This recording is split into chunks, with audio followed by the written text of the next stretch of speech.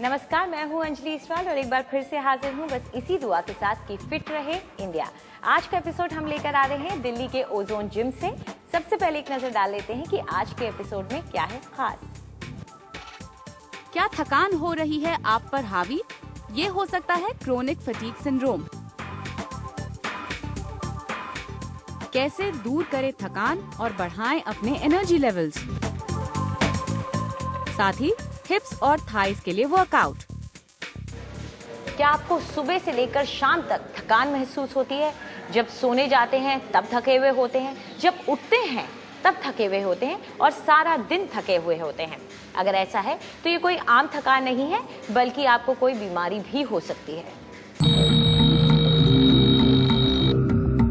सुबह जब बजता है अलार्म, तो क्या आपका हाथ भी कुछ इसी तरह उसे चुप करने के लिए बढ़ जाता है?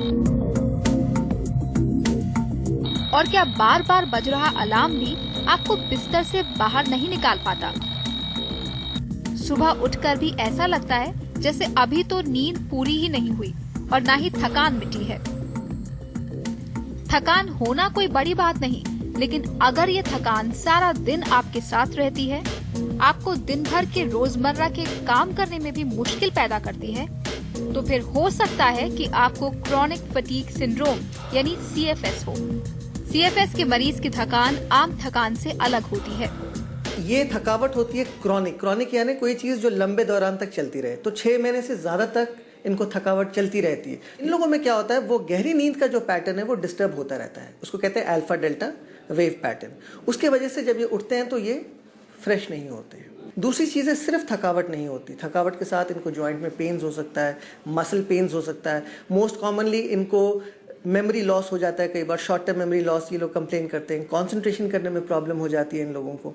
तो ये सारी चीज़ें शुरू हो जाती हैं। कुछ लोगों को हेडेक शुरू हो जाता है। कुछ मामलों में तो CFS सालों तक पीछा नहीं छोड़ती। ऐसे में इसके मरीज के लिए काम करना या फिर एक आम जिंदगी गुजारना भी मुश्किल हो जाता है। इस बीमारी के पीछे वजह अभी पूरी तरह से साफ नहीं हो पाई है, लेकिन ये साफ है कि ये बीमारी किसी को भी कभी भी हो सकती है। लेकिन आमतौर पर इसका शिकार बनती हैं 20 से 50 साल की उम्र की महिलाएं। अक्सर मरीजों के परिवार वाले मरीज की इस बीमारी को समझ नहीं पाते।